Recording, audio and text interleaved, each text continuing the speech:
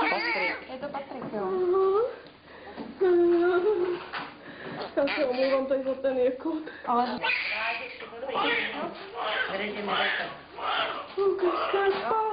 Budeme stačku zvážit, měřit a pak vám určitě no?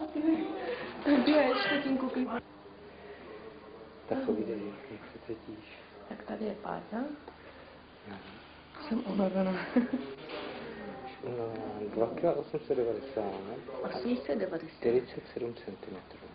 No, 3 centiáky nám chybějí do pajde. Jeden.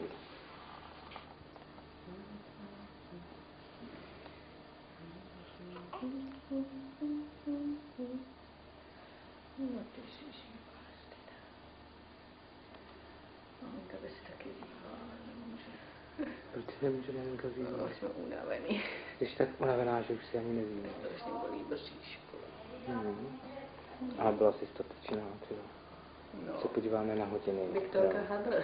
Ale 1 hodina a kousek, hodinu po A porodu. Viktorka Hadr, viď? Ale hodinu po porodu a ty sedíš, jo. No. To je super, co? Jo. Jsi to docela užila, viď? Mám památku. No, koukejte, jakýho máme kluka. No.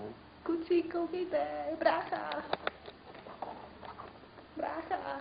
Je to brácha. Koho tam vidíte? No jo. Ty sakřeníš. No. No.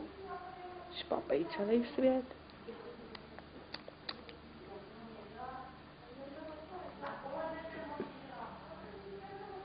No, je to super. To teda. A tady teď ještě takhle zaberu ten pokoj, jo? Abyste viděli, všichni, aby viděli.